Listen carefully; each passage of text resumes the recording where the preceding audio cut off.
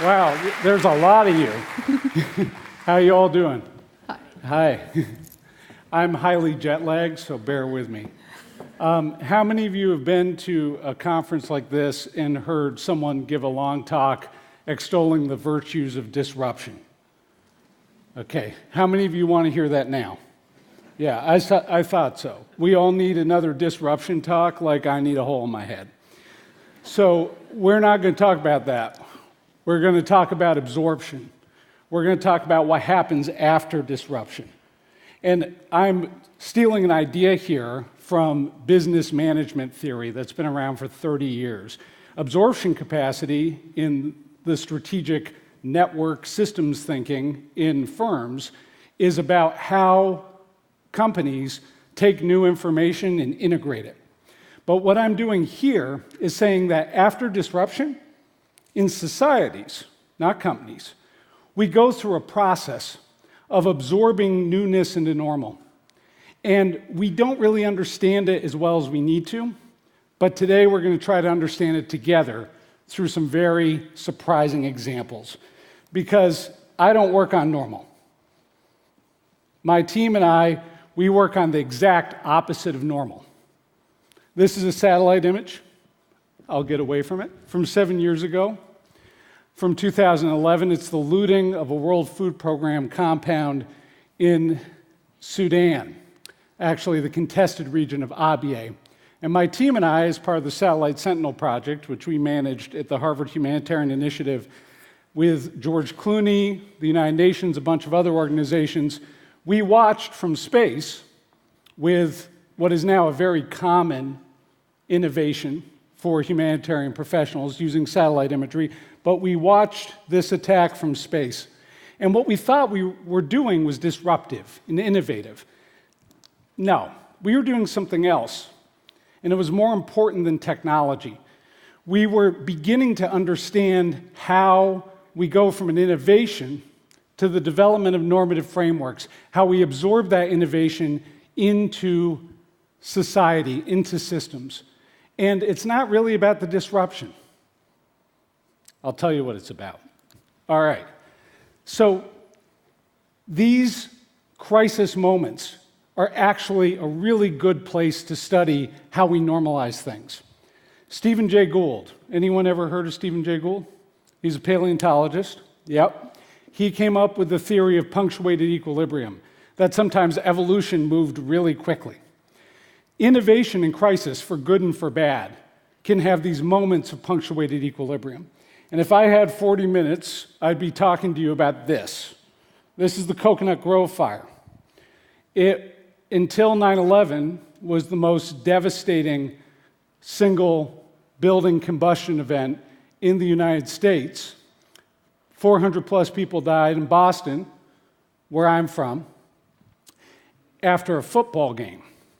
And big party happened, and some decorations of palm trees got caught on fire, and the fire moved so quickly that people were found dead holding champagne glasses at their tables. That night, there happened to be two doctors at Mass General Hospital, a guy named Moore and a guy named Copes. And these guys were experimenting with something called fluid resuscitation. Does anyone know what that is? It's the IV bag. The patients that went to Boston City Hospital disproportionately died. At MGH, with this new thing called the IV bag, they lived. That night, I could go on and on. So many things happened. The first use of a blood bank in the United States. Skin grafts through what's called aqueous or tannic bandages. And FDR himself, this was at the start of World War II, FDR himself called a guy in New Jersey named Merck and had penicillin shipped up to Boston. This was a moment of incredible innovation that's changed emergency medicine around the world. But how do we go from that bang into normal? Innovation is not just a moment that can come out of crisis. Crisis can come out of innovation. Does anyone know what this is? That's Little Boy. That's the atomic bombing of Hiroshima, which was an act of innovation. And it led to the death of 120,000 people. But more than that, it led to not just the Cold War, but to new compacts, political, moral, ethical, that are still constantly being renegotiated to this day. You only have to read the Twitter feed and type in North Korea. So, what happens after the Big Bang of innovation? Well, this process of adaptation and adoption starts redefining and rearranging normal. And we're in the middle of an incredible adoption and adaptation process right now. I mean, we are in a defining moment in human civilization in terms of this negotiation about how tech is going to exist, not in terms of markets alone, but in terms of power, politics, people, inclusion, exclusion. I love this photo. This photo for me is so poignant. This man has just come out of the Mediterranean, taken in 2015, I believe. He could carry two things on the boat, fleeing Syria, his son and his phone. And notice that pink plastic case. This was part of a Vanity Fair article that talked about the WhatsApp migration, how WhatsApp adoption was spurred by the Syrian diaspora.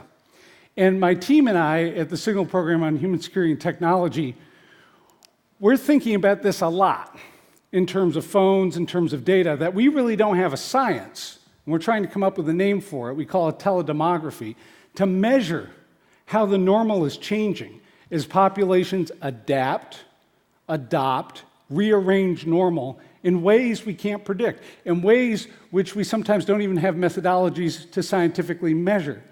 This is a woman and her daughter in Nigeria who they're fixing cell phones. We are looking at power relationships changing due to the absorption of innovation. And the disruption becomes less and less important. And what becomes more important, and where the gap is, and we all need to go figure this out when we leave this room, where the gap is how do we develop a management science, not just for firms about absorption, but for societies, as disruption becomes more and more the norm. So, as we're doing all this adoption and adaptation, friction happens. This absorption is not a static state. We're moving back and forth, back and forth. See these guys? These are coal miners in America. And our august President of the United States, I'm sorry, by the way, campaigned on bringing back coal jobs under this idea that the innovation of clean technologies was somehow threatening their livelihood. Well, a new study has recently come out in the past few weeks from the Department of Energy that shows it's actually fossil fuels, natural gas from fracking, that's threatening their jobs. And so as you see absorption happen, you see pushback, political pushback, as it rearranges the normal in ways that have political implications that certain people don't like. But another type of friction is this. Does anyone know what this is a picture of? It's the Union Carbide disaster in Bhopal in 1984, the largest industrial disaster in human history. At least 2,000 casualties from a gas leak I'm going to pronounce it wrong, so I won't even try, but I believe it's called MCI, basically a cyanide gas used in industrial processes, killed 2,000 people quickly and had as many as 500,000 casualties. Why I'm showing you this photo is that as we absorb innovations, we engage in power hierarchies. And in these power hierarchies, we export and redistribute risk. We move the threat of innovation, the threat of new ways of doing things, and the duty of care about managing it ethically onto less powerful people. And that's why absorption is so important to do intentionally. Here is an incredible photo. Now, I'm going to do an aside here.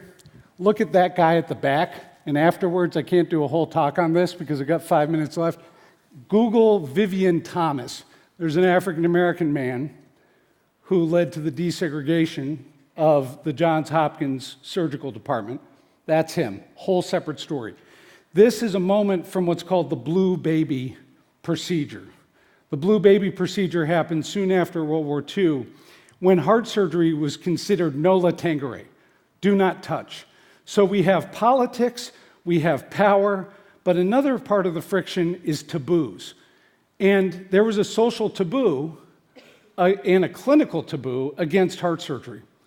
And it was the blue baby procedure to fix a congenital heart defect in young kids, which caused them to turn blue due to a lack of proper oxygenation of their blood, that led to the mainstreaming, the absorption of heart surgery as something you see now around the world. So, absorption capacity determines how societies negotiate and mitigate the consequences of newness. So what are some of these absorptive capacities? Okay, I'm in Sweden. Does anyone know who this is? Come on, guys. Anyone from Volvo here? I'm going to shame you right now. Anyone here from Volvo? This is Nils Bohlin, a national hero in this great land, who is the inventor of the three-point restraint. What is that called? The seat belt in 1957. One part of how we create absorptive capacity is through design. But not just designing, but how we make that design equitable. Because what did he do when he invented it? Volvo gave away the patent. So it's not just about designing for people, it's about designing for equity. This is a picture of the Tennessee Valley Authority, giant hydroelectric project in the United States to bring electricity to people who could not access it during the New Deal. So another part of how we develop absorptive capacity is how we engage in extending access, in removing disparities to innovation. But here's a biggie. We also need to have the absorptive capacity with innovations to have accountability and to develop rights, norms, and laws. What's this? Nuremberg. And in the doctor's trial at Nuremberg, we have the basis of human subjects research protection, the Nuremberg Code. We have the basis of modern concepts of consent, which we are still negotiating and still fighting to define equitably to this day. So here's the closer. Right now, how we develop absorptive capacity for these innovations that are disrupting, bang, bang, bang, bang, bang, is more important than invention itself, I will offer. That now, the absolutely necessary skill of the 21st century is how we do this normalization intentionally, how we measure it, how we know the haves and have-nots when we're talking about cell phones, when we're talking about data, when we're talking about connectivity. So I'm going to end on a very scary image. This is Picasso's Guernica on a cell phone case.